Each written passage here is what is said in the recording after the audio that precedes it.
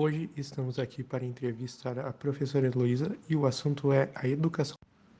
Professora, por que escolheu essa profissão? Eu sempre gostei muito de falar em público, eu sempre gostei muito de me expressar.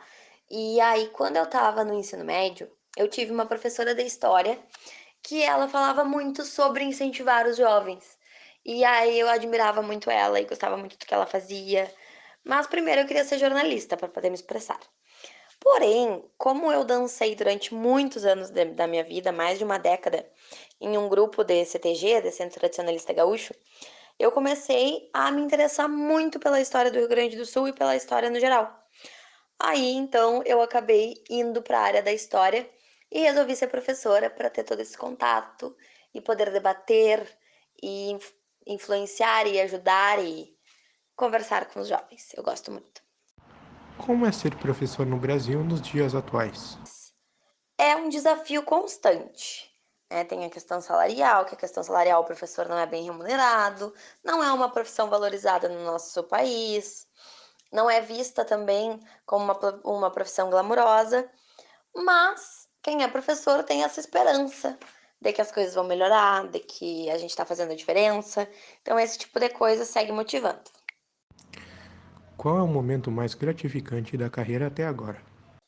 Tem uma série de momentos que eu acho muito gratificante. Tem várias, cada vez que eu recebo uma mensagem muito legal, ou algum comentário do tipo, prof, meu Deus, tu mudou meu pensamento, ou lembrei muito de ti, de gente que já foi meu aluno em outros momentos.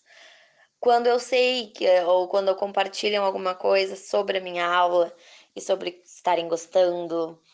Mas tem um momento que foi quando eu comecei a lecionar em uma escola lá em Pelotas e foi com uma turma de sexto ano e eu pedi para eles fazerem um desenho, um relato acerca da experiência deles até aquele momento de estudos. E aí eu recebi uma das cartinhas de um aluno que, imagina, era meu primeiro ano sendo professora sozinha na sala, não mais estagiária. E aí a cartinha do menino dizendo que era muito bom estudar comigo, porque ele conseguia entender sobre história e que eu transmitia o sentimento também de mãe. Então que eu parecia apaixonada tanto pelo conteúdo quanto por eles. Então que isso fazia a aula mais interessante. É um momento que mais me vem à cabeça, mas são vários. Como tem sido dar aulas remotas com a pandemia e como isso te afetou? Mudou muito toda a forma de dar aula, desde o planejamento até os resultados finais. Tem a parte ruim, sem dúvida. A gente perde aquele contato, aquela troca imediata, aquela coisa de poder ver os alunos e às vezes abraçar e rir junto de alguma coisa.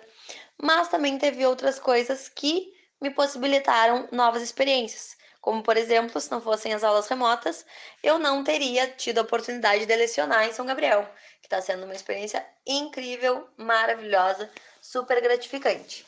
Mas realmente, nós, durante a pandemia, durante esse período EAD, nós nos buscamos novos desafios, nós sabemos que muitas pessoas têm estado desmotivadas porque as coisas parecem não evoluir, mas tem seus lados positivos e seus lados negativos. Como tem sido a relação com a tecnologia no período de adaptação da pandemia? Bom, apesar da minha idade, né, que sou relativamente jovem, eu e a tecnologia nunca fomos aliadas. Então foi uma descoberta. É um novo aprendizado, é um novo mecanismo, são novos caminhos que a gente procura sempre se adaptar e se modernizar constantemente. Tem vezes que a tecnologia nos deixa um pouco na mão, afinal, né, problemas técnicos acontecem, mas tem se mostrado como uma ferramenta útil e que abre um leque de novas oportunidades, como pesquisas imediatas, como a própria interação e o contato, né, que parecia, nossa, como teremos aulas de casa. E a tecnologia tem nos proporcionado isso, novos recursos que nós estamos encontrando diariamente, enfim. A experiência com essa tecnologia, as novas relações com a tecnologia, elas têm sido de uma forma impressionante, algo que sem dúvidas vai ir para além do remoto, do ensino remoto. A vinda da tecnologia, o auxílio da tecnologia veio para ficar. Quais diferenças você acha que estão presentes nas aulas presenciais em relação ao ensino à distância? As aulas presenciais parecem muito mais humanas, vamos dizer assim. É aquela coisa que tu tem o olho no olho, tem o contato, ou ouvir a voz, né? Além de, é claro, a questão do contato entre os próprios alunos, que formam as afinidades, que vão ter outras alternativas de conversas, as conversas paralelas, que muitas vezes atrapalham a aula, mas que também fazem falta. Afinal, o contato com um amigo, com um colega, é algo muito importante no desenvolvimento humano. E no EAD a gente tem mais esse afastamento, né? Essa coisa de não ligar a câmera, falar só pelo chat. Faz falta tu ver o teu aluno, tu poder entender e observar as suas expressões, enfim. Em relação ao conteúdo também. Em relação ao conteúdo, é claro que a partir do EAD nós temos essa questão dinâmica do faz uma pesquisa, do busca alguma coisa, utiliza um outro recurso, né? Essas novas descobertas constantes em busca de melhorar o ensino. E no presencial, a gente sabe que nós estamos ali, que qualquer coisa tiramos aquela dúvida, não tem, talvez não tenha tanta vergonha do falar, ou talvez até muitas vezes tenha mais. Né? Isso é uma questão que a gente ainda vai descobrir. Em sua opinião, o papel de professor ainda será mais valorizado pela sociedade? Como ficará a formação? Eu espero do fundo do meu coração que sim, que seja mais valorizado pela sociedade. Nós vivemos hoje, como dito em perguntas anteriores, em um mundo, em um país onde a profissão de ser professor, seguir essa carreira do professor, ela não é vista como algo glamouroso, como algo de sucesso, como uma carreira que possibilite um grande futuro, seja ele financeiro ou seja ele no desenvolvimento. O lidar do dia a dia do professor é muito penoso. Professores que estão aí em sala de aula cerca de 60 horas por semana e que sempre levam um trabalho para casa. Acredito que a partir do momento em que talvez se sinta falta de uma quantidade maior de professores, a partir do momento em que a sociedade vai sentir o déficit que esses profissionais fazem e compreender que o professor é a base de toda e qualquer outra profissão, talvez esse cenário mude e tenhamos a valorização necessária. A formação para que sejam bons profissionais, se formem cada vez melhores profissionais, ela é muito importante. Né? Então, esse incentivo, até mesmo aí sim, nós tocamos na parte do incentivo financeiro, seria extremamente importante nesse quesito da busca pela melhoria na qualidade da formação do professor. Para que ele busque novos recursos, para que ele se especialize, para que ele, então, traga novas formas de ensinar e faça disso uma cadeia. Afinal, quando o professor tem paixão pelo ensinar, tem paixão pelo que ele fala, pelo que ele desenvolve, ele consegue transmitir da mesma forma aos alunos. Então, nós temos aí uma cadeia de ensino que dá certo. Você acha que já estamos preparados para voltar ao ensino presencial? Por várias frentes, eu acredito que não. Sem dúvidas, a principal frente, essa comentada, seria a questão da saúde, né? Apesar dos jovens não serem o principal grupo de risco, se bem que agora com tantas variantes o jovem também se torna suscetível a essa doença, mas ele é um potencial transmissor e isso pode gerar problemas na família. Além de, é claro, também nós temos aí professores, funcionários, professores de mais idade, enfim. Outro viés é o quesito de como iremos voltar.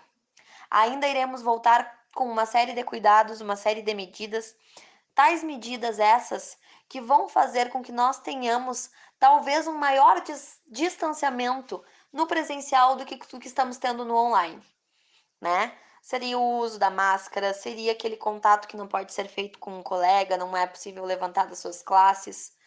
Enfim, uma série de precauções que, sem dúvidas, são imprescindíveis para a questão da saúde, porém, para a questão do ser humano, elas se tornam muito dispendiosas.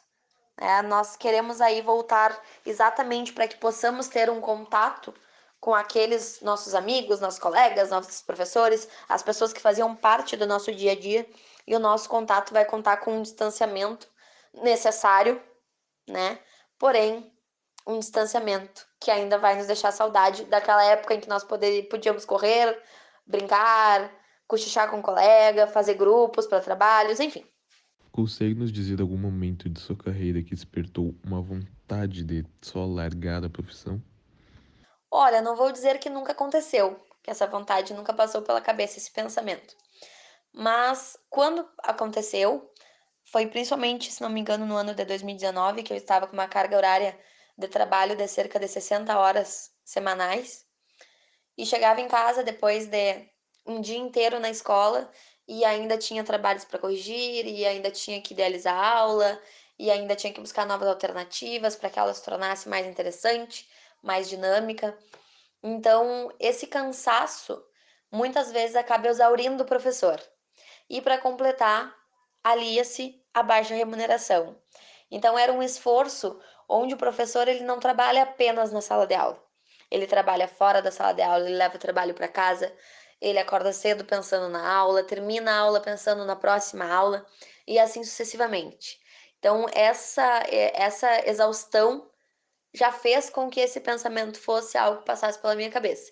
Mas nunca foi um pensamento que se aprofundou, porque eu sou apaixonada pela profissão que eu escolhi, sou apaixonada por lecionar, pela educação, pela história, que é a minha área de formação. Então, tudo isso fez com que, apesar desses pensamentos surgirem em algum momento, eles passassem de uma forma muito rápida. Porque essa exaustão, por mais que atingisse tanto o corpo quanto a mente, era uma exaustão por ter feito o que eu gostava. Então aí valia a pena, né? Que triste seria estar exausta e descontente com o que você faz. Dentro do aprendizado, você considera o ensino à distância de mesma eficácia que as aulas presenciais? Bom, essa é uma pergunta que ela acaba se tornando extremamente particular e de caso para caso, de aluno para aluno. Num primeiro momento, o EAD parecia extremamente penoso e extremamente complicado de se trabalhar. Parecia que não rendia o aprendizado. Porém, a partir do momento que se engrena, que se acostuma, que se conhece o sistema do EAD, é possível enxergar casos em que os alunos transformaram a sua educação. Por quê? Porque o EAD possibilita talvez uma maior autonomia do aluno, a maior busca, a maior pesquisa. Então, não vou saber responder essa pergunta. Vou deixar essa lacuna, né? Porque nós temos casos e casos em que o desenvolvimento dos alunos são muito mais notáveis no ensino presencial e em outros que o EAD demonstrou uma melhora em diversos casos de alunos que não eram tão interessados no presencial.